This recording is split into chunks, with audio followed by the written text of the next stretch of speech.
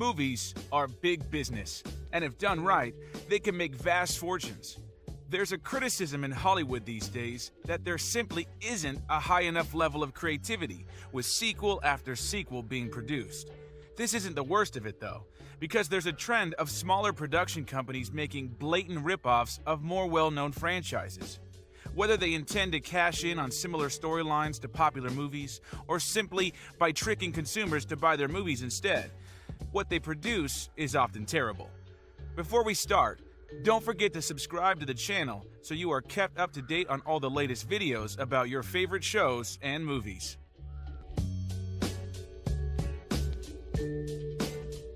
Number 10. Transmorphers. Whether you think the Transformers movies with Shia LaBeouf were good or bad, there was no doubt that the budgets and special effects were astonishing and allowed Michael Bay to take his style of blockbuster to the next level. Well, the production company notorious for its low-quality ripoffs, The Asylum, came up with their own version called Transmorphers that they released just a few days before Hasbro's original. Of course, this one was a direct-to-video release rather than in movie theaters, so a lot of people decided to watch it instead, with some thinking it was the actual Transformers movie until the opening sequence began. Transmorphers differs from the plot of Transformers in that it's a battle between humans and the robots to try and take back control of the Earth from invaders, but the concept of cars that change into mechs is all the same. The movie was universally slated for the poor acting, dire effects, and terrible script, but amazingly still did well enough for the studio that they went on to produce a sequel that was released the week after the second Transformers movie hit cinemas. Number 9. What's Up? Balloon to the Rescue.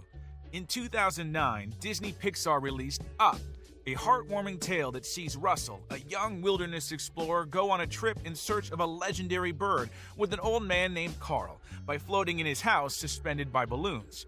It was such a success that it became only the second animated movie in history to be nominated for Best Picture at the Oscars, and it is often regarded as one of Pixar's best. That year also saw the release of What's Up? Balloon to the Rescue.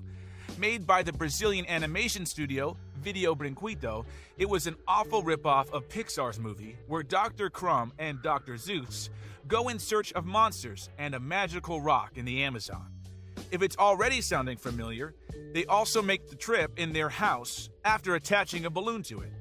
In this version, it's a hot air balloon, as opposed to 20,000 helium balloons like in the original, but the idea is basically the same.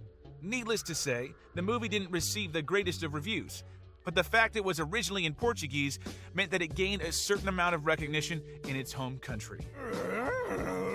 Number 8. American Warship. The Asylum is responsible for so many awful mockbusters that there could be an entire countdown dedicated to just them.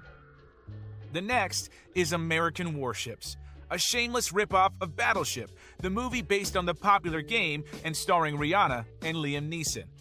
Admittedly, the original was bad enough, but the mockbuster took things to a further low. It premiered on the Sci-Fi Channel 2 weeks before Battleship was released in movie theaters, despite legal challenges by Hasbro Studios trying to prevent its broadcast at all. The plot of American Warships is a complete copy of Battleships, and sees a fleet of warship battling against alien invaders to save the world. If it wasn't for the relatively poor effects, you'd hardly notice the difference between the two movies, but that's just because the original was so terrible to begin with. Number 7. Snakes on a Train. 2006 saw the release of Snakes on a Plane, which saw Samuel L. Jackson play the role of an FBI agent tasked with protecting a trial witness as he's transported from Hawaii to LA. In an attempt to prevent him from giving his testimony, a gang released a crate of deadly snakes onto the plane, who proceeded to attack all the humans. It's mindless fun, and though it divided opinion, went on to do quite well in the box office. Never willing to be outdone, The Asylum again made their own version called Snakes on a Train, and managed to release it a few days prior to the release of the movie from which it copied.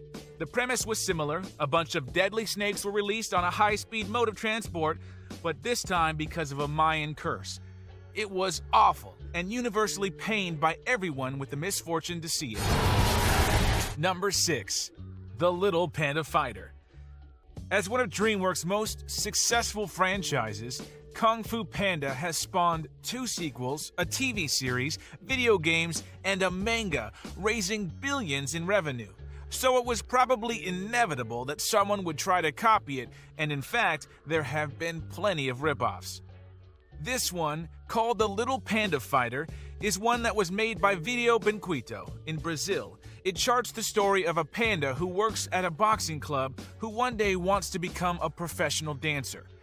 It's not a direct ripoff of the storyline of Kung Fu Panda, but by focusing on a fighting panda as the main character, it's hard not to see the parallels. The critically hated movie was released at the same time as Kung Fu Panda to try and benefit from the publicity, with one reviewer saying that the animation is terrible, the dialogue physically hurts, and the story is contrived. Number 5. Ratatoing. In Paris, the food does the talking no matter who you are. That's what we learned from Pixar's Ratatouille in 2007. It was a fun story about a rat who became one of the city's most sought-after chefs while dealing with the day-to-day rat problems. But the biggest problem with the movie was the awful ripoff called Ratatoing. Again made by Brazil's Video Benquito, which unsurprisingly is no longer producing movies. This story is instead about a rat called Marcel Tuing, who, in the face of danger from cats and his fellow rats, is able to steal enough food to become the best chef in Rio de Janeiro. Think Ratatouille, but set in Brazil, and with terrible animation, and that's what this is. It is, however, only 45 minutes long, so if you're in the mood for watching one of the worst mockbusters ever, it might just be tolerable for the comedy value. A connoisseur's paradise. Number 4. Frozen Land. The Disney movie Frozen was a massive hit when it was released in 2013 and had children across the world singing the songs. Based on the fairy tale The Snow Queen, it's returning in 2019 with a sequel and has made vast profits for the House of Mouse through merchandising sales. Also in 2013, a Canadian 3D animated movie called The Legend of Cirilla was released. Set in northern Canada in 1910, it told the story of 3 young Inuits who traveled to the land of Cirilla to find food for their tribe. It, too, was set in a frozen environment, so the distribution company decided to get in on the hype and release it under the name Frozen Land, along with the redesigned logo to look more like the Disney one. It's actually quite a good movie, but the blatant infringement of Frozen was clear for everyone to see, and led to a lawsuit from Disney, which forced them to change the name back again and pay a $100,000 settlement fee. To the ends of the earth! To Cirilla! Number 3. Metal Man. The recent adaptations of the Marvel movies have become one of the biggest movie franchises of all time. But it all started in 2008 with Robert Downey Jr. as the Iron Man. It was so successful that it kickstarted Marvel's dominance of cinema for the following decade and inspired the awful Metal Man, also known as Iron Hero, that was released in the same year. The taglines of the movie included the heart of Superman, the mind and body of the Terminator, and part man, part machine, all hero, blatantly ripping off both Iron Man and RoboCop. What's more, the costume design looks more of a cross between Iron Man and the Green Goblin. It's simply terrible. The script is bad, the acting is worse, and the effects are practically non-existent. If you're looking for the worst superhero movie ever made, then this is it. Number 2. Atlantic Rim. We're back to the asylum for number 2 on our list, and this time their ripoff of Guillermo del Toro's 2013 kaiju spectacular Pacific Rim. Starring Idris Elba, it was a major success featuring giant monsters being battled by human-controlled robots, and it has led to a sequel to be released in 2018. Atlantic Rim, on the other hand, was a poor ripoff of the movie, which released at about the same time. It had a slightly different plot from Pacific Rim, but still features big monsters and giant mechs that fight them. It's one of the worst from Asylum's catalog of mockbusters, and most people said that even for fans of so bad that it's good movies, it was a struggle. Still, they're trying to cash in on the franchise and also release a sequel in 2018. There's more of these things? Number 1. Kiara the Brave. In 2012, Disney redefined the idea of their princess with the release of Brave, which featured a much more realistic heroine at the center of the story.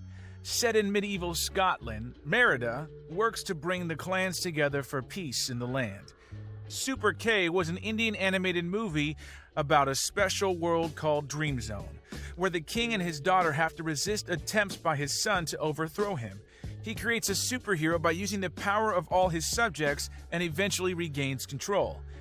While the plot doesn't seem too similar to Brave, the promotional materials certainly were when it was released in the US. The movie was renamed Kiara the Brave and featured the redhead princess on the front cover, despite her only being a minor secondary character in the movie. This was a blatant attempt to cash in on the success of another movie as you'll ever see, and it's likely that plenty of people bought it thinking it was a Disney movie. You saved their lives, and now we're friends forever.